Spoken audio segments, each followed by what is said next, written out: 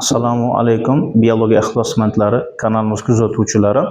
Demak, sizlar bilan 5-sinf darsligi bo'yicha mavzular bilan ko'rib o'tayotgan edik va sizlar bilan bugun tanishadigan mavzuyimiz 13-mavzu bo'yicha, ya'ni umurtqasizlar tip vakillari bo'yicha ko'rib ketamiz. O'tgan darsda aytilganidek, umurtqasizlar tipini o'rtacha 20 dan oshiq tiplari mavjud bo'ladi va shularni birma-bir qisqacha bayonini ko'rib ketamiz. Dastlab, demak, sodda hayvonlar tipi bo'yicha ko'rib ketamiz. Sodda hayvonlarni o'rganadigan fan protozoologiya fani hisoblanadi va sodda hayvonlarning yer yuzasida 40 mingga yaqin turlari keng tarqalgan. Ular quyidagi sinflarga bo'linadi: soxtaoyoqlilar, xifchinlilar, kipriklilar va sporalilar sinfiga bo'lib o'rganiladi. Demak, dastlab soxtaoyoqlilar sinfiga to'xtalib ketadigan bo'lsak, soxtaoyoqlarga misol qilib oddiy amyobani misol keltirsak bo'ladi. Oddiy amyoba kattaligi 0.2-0.5 mm kattalikdagi, rangsiz bo'lgan va shaklsiz bo'lgan hayvon hisoblanadi. Boshqa bir hujayralar singari bularning ham tanasi bitta hujayradan tashkil topgan bo'ladi va tanasida ikki xil, ya'ni qisqaruvchi hamda hazm qiluvchi vakuoldan tashkil topgan bo'ladi. Bularning doimiy shaklga ega bo'lmasligining asosiy sababi soxtaoyoqlar chiqarganligi uchun doimiy shaklga ega bo'lmaydi. Bular shu xususiyatga ega bo'ladi. Sodda hayvonlarimizda, xususan amyobada ikki xil vakuol mavjud bo'lib, hazm qiluvchi vakuol ovqatni hazm qilish vazifasini bajaradi. Qisqaruvchi vakuol esa ortiqcha moddalarni chiqarib yuborish hamda bosimni me'yorlashtirish vazifasini bajarib beradi. Hop, undan keyingisi esa demak bir hujayralardan eng qadimgi vakili bu xifchinlilar hisoblanadi. Bunga tipik misol sifatida yashil yevgeliniyani olsak bo'ladi. Bu hayvon ko'lmak suv hamda hovuzlarda hayot kechiradi. Kattaligi amyobaga nisbatan 5-10 marta kichik bo'lgan hayvon va buni o'ziga xosligi xuddi o'simliklar singari fotosintez qilish xususiyati. Ya'ni o'zidagi xlorofil pigment hisobiga fotosintezni amalga oshiradi. Bularda ham boshqa bir hujayralar singari qisqaruvchi vakuol, hazm qiluvchi vakuoldan tashkil topgan bo'ladi. Uchinchi vakil esa bu kipriklarga mansub bo'lgan infuzoriya tufelkasini keltirsak bo'ladi. Bular dastlab pichan o'tmasi topilganligi uchun infuzoriya so'zining ma'nosi pichan o'tmasi hayvonlari degan ma'noni bildiradi. Bu hayvonning kattaligi 0.1-0.3 mm atrofida kattalikda ega bo'ladi. Bunga bunaqa nom berishning asosiy sababi shakli poyabzalning ostki tomoniga o'xshash bo'lganligi shunaqa nom berilgan va bir hujayralarning eng murakkab tuzilgan vakili mana shu infuzoriyalar hisoblanadi. Bir hujayrali sodda hayvonlarning hammasi ikkiga bo'linish, ya'ni binar usulida ko'payishi mumkin bo'ladi. Nafas olishi esa suvda erigan kislorodni butun tana yuzasi hisobiga o'zlashtirish, ya'ni bu hodisa osmos deb ataladi. Mana shu orqali amalga oshishi mumkin bo'ladi. Demak, keyingi tanishadigan tip vakillarimiz bo'shliq ichiklar tipi hisoblanadi, ya'ni tuban tuzilgan ko'p hujayrali hayvonlar. Bunaqa nom berishining sababi bu hayvonlarda hujayralar bor, ko'p bo'ladi, lekin hali to'qima hamda organlar shakllanmagan bo'ladi. Shuning uchun biz bularga tuban tuzilgan degan qo'shimchani qo'shib ketamiz. Bularga misol sifatida gidroid poliplar, sefoid meduzalar hamda koral poliplarni misol keltirsak bo'ladi. Bu hayvonlar dastlabki 2 qavatli hayvonlar hisoblanib, tanasi 2 qavatdan iborat, ya'ni tashqi ektoderma, ichki endoderma qavatdan tashkil topgan va o'rtasi yupqa parda orqali ajralgan bo'ladi. Ektoderma va endoderma o'rtasida maxsus bo'shliq joylashgan bo'lib, bu ularda ichak vazifasini bajarib beradi. Ya'ni ovqatni hazm qilish vazifasini bajarib beradi. Bo'shliq ichli hayvonlarimizdan, demak, umumiy tavsiya berib ketadigan bo'lsak, bularda nerv sistemasi mavjud bo'lib, nerv sistema juda ham sodda tuzilgan, hujayralari tarqoq bo'ladi, to'rsimon tipda tuzilgan bo'ladi va ularga ta'sirot beriladigan bo'lsa, ta'sir juda ham kech sezadi. Buni sababi nerv tugallarining oraliq masofasi ancha uzoq bo'lganligi uchun nerv impulslarining yetib borishi qiyin. Shuning uchun ham ular juda ham ta'sirni kech sezishi mumkin bo'ladi. Deyarli bo'shlig'ichlarning ko'pchilik vakillari o'troq yashaydi, sekin harakat qiladi, lekin bitta tipik vakil, ya'ni meduzalar reaktiv harakat qilish xususiyatiga ega bo'ladi. Mana shu orqali turli xil reflekslarni amalga oshirishi mumkin bo'ladi. Keyingi tip vakillari esa yassi chuvalchanglar tipi. Yassi-chuvalchanglar tipi rivojlanish jarayonida proterozoy erasiga kelib chiqqan hayvonlar va yer yuzasida 12 mingga yaqin turlari keng tarqalgan. Yassi-chuvalchanglarimizdan boshlab hayvonot dunyosida organlar sistemasi shakllangan. Ilk bor hazm qilish sistemasi, ayirish sistemasi, germafrodit jinsiy sistema hamda sezgi organlari aynan mana shu yassi-chuvalchanglarda paydo bo'lishni boshlagan. Yassi-chuvalchanglar tipi 3 ta sinfga bo'linadi: kipriklilar, so'roqchiliklar va tasmasimonlar sinfiga bo'lib o'rganiladi. Kiprikli bo'yicha gaplashib ketadigan bo'lsak, kipriklilar demak tipik vakil sifatida oq planariyani keltirsak bo'ladi. Kattaligi 2-3 santimetrlik hayvon. Bu kipriklilar yassi chuvalchanlarimizdan erkin yashaydigan vakillari hisoblanadi. Yirtqichligi bilan hayot kechiradi va tana simmetriyasi ikki tomonlama simmetriyali hayvonlar hisoblanadi. Bularni hazm qilish sistemasi endi paydo bo'lganligi uchun juda ham sodda, og'iz, halqum hamda 3 shoxli ichakdan tashkil topgan bo'ladi. Hatto soddaligi shunchalikki, bularda anal teshigi, orqa chiqaruv teshigi shakllanmagan bo'ladi. Ya'ni oziqani kiradigan teshik ham og'iz teshigi, chiqib ketadigan teshik ham og'iz teshigi hisoblanadi. Mana shu orqali ancha rivojlanishlar, hazm qilish sistemasi soddalashgan bo'ladi. Endi qolgan so'rg'ichli hamda tasmasimon chuvalchanglar parazitlik bilan hayot kechirishi mumkin bo'ladi.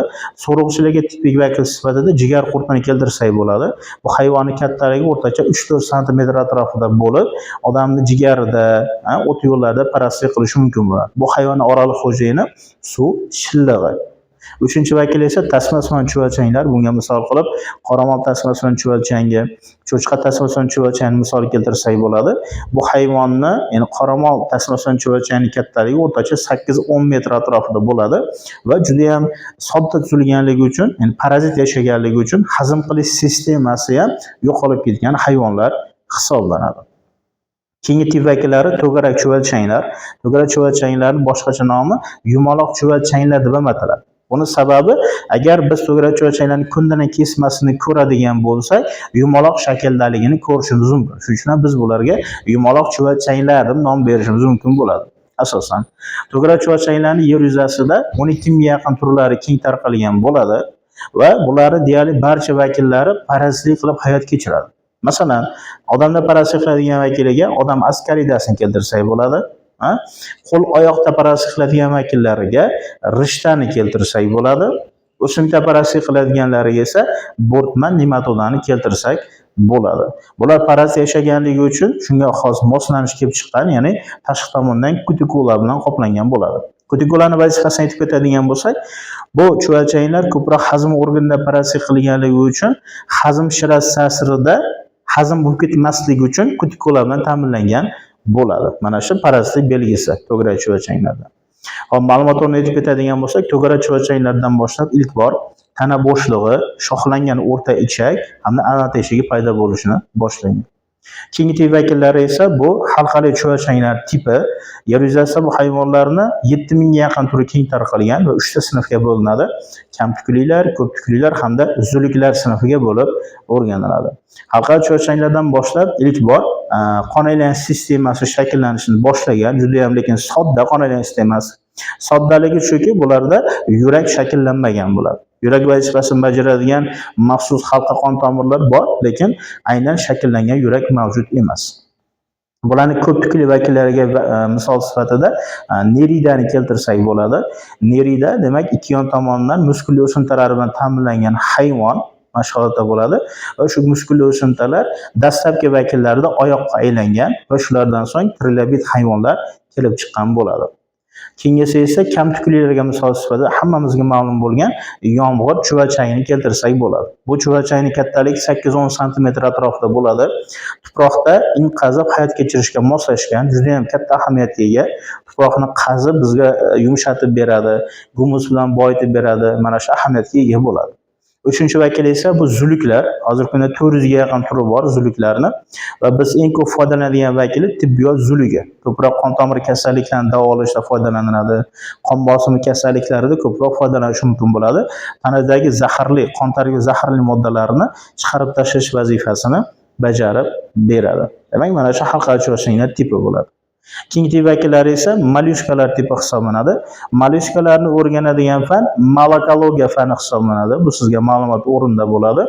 Molyushkalarimizni 3 ta sinfi bor. Qornoyoqli molyushkalar, ikki pallali molyushkalar va boshoyoqli molyushkalar mavjud bo'lib, bularga xos bo'lgan eng muhim belgi tanasi chig'anoq bilan qoplanganligi. Albatta, boshoyoqli molyushkalar bundan istisno, ulardan chig'anoqlar shakllanmagan bo'ladi. Ularning chig'anog'i 3 ta qismdan iborat. Tashqi tomoni organik, o'rtasi ohak, ichki tomoni esa har xil rangli sadafdan tashkil topgan bo'ladi.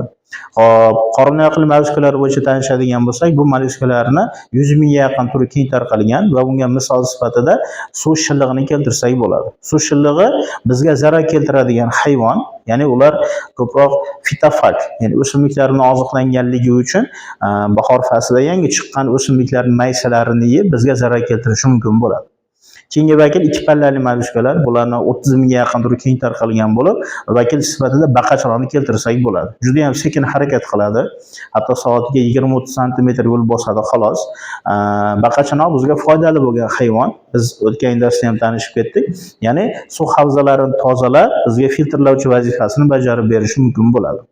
Uchinchi vakil esa bosh oyoqli mollyuskalar. Bu hayvonlarning 650 ga yaqin turi keng tarqalgan bo'lib, gavdasi juda ham katta. 1 santimetrdan 5 metrgacha borishi mumkin bo'ladi. Ularga 8 oyoqlar, ya'ni osminoklar, karakatitsa, kalmarlar misol keltirsak bo'ladi. Bu hayvonlarimizni paypaslag'ichlarida juda ham ko'plab asosli so'rg'ichlar joylashgan bo'lib, u orqali oziqani ushlash vazifasini bajarib beradi. Keyingi tip vakillari esa demak, bo'g'imoyoqlar tipi hisoblanadi. Umurtqasizlar ichidan eng katta tip vakillari mana shu bo'g'imoyoqlilar bo'ladi. 3 ta sinfga bo'linadi. Qisqichbaqasimonlar, o'rgimchaksimonlar va hasharotlar sinfiga bo'lib o'rganiladi. Deb bu bo'g'imoyoqlarga umumiy tavsif beradigan bo'lsak, bularning tanasi tashqi tomondan xitin qobiq bilan qoplangan bo'lib, u quyidagi vazifalarni bajaradi. Xitin qoplag'ich tayanch vazifasini bajaradi, himoya vazifasini bajaradi, suvni kam bug'latish vazifasini bajaradi va ba'zi bir mayda qisqichbaqasimonlarda nafas olish vazifasini ham bajarib berishi mumkin bo'ladi. Birinchi vakili demak qisqichbaqasimonlardan tanishib ketamiz. Qisqichbaqasimonlarni o'rganadigan fan karsinologiya fani hisoblanadi. Va bu hayvonlarni o'rtacha 30 mingga yaqin turi keng tarqalgan bo'ladi qisqichbaqasimonlarni.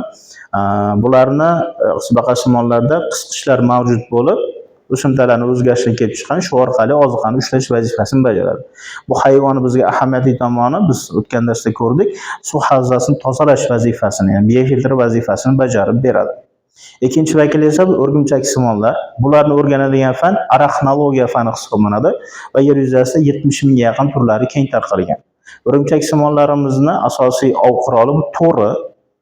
Bular tutqich to'ri ixlibdan tashkil topgan bo'ladi. Birinchisi g'ildirakka o'xshash ipi mavjud bo'lib, u orqali yopishqoq o'ljasini ushlash vazifasini bajaradi. Ikkinchisi esa bu demak ipga o'xshagan, ya'ni o'zi harakat qiladigan bo'lib, ular yopishqoq bo'lmaydi. Aslida tutqich to'rini urg'ochlari to'qiydi, ipni esa erkaklari hosil qilib beradi. Keyingi vakil esa eng katta sinf vakillari hasharotlar. Bularni o'rganadigan fan entomologiya fani hisoblanadi va yer yuzasida hasharotlarning 40 ga yaqin turki va 1,5 millionga yaqin turlari keng tarqalgan bo'ladi. Turli xil vakillari bor. Suvda yashaydigan, quruqlikdagi vakillari bor, havoda tarqalgan vakillari bor. Turli xil yashash muhitiga moslashgan. Bu hasharotlarning biz uchun foydali vakillari ham bor, zararkunanda vakillari ham mavjud. Masalan, foydalilarga yirtqich hasharotlarni keltirsak bo'ladi. Ninachilar, xonqizi qo'ng'izi, gabara brakon shularni keltirsak bo'ladi. Ular zararkunanda hasharotlarni qirib bizga foyda keltiradi. Ulardan bittasi mana xonqizi qo'ng'izi. Ular shirabitlari oziqlanib bizga shirabitlarni yo'qotishga yordam beradi. Ham xonqizi qo'ng'izi shunaqa himoyalovchi vositasi bo'lib, o'zidan sassiq suyuqlik ajratadi. Ham rangli bo'ladi. Bu esa uni boshqa dushmanlardan himoya qilish vazifasini bajarib beradi. Demak, mana shu umurtqasizlar tip vakillari hisoblanadi. Bu ma'lumotlar bo'yicha demak savollaringiz bo'lsa, kommentariyada kutib qolaman. Xayr, salomat bo'ling.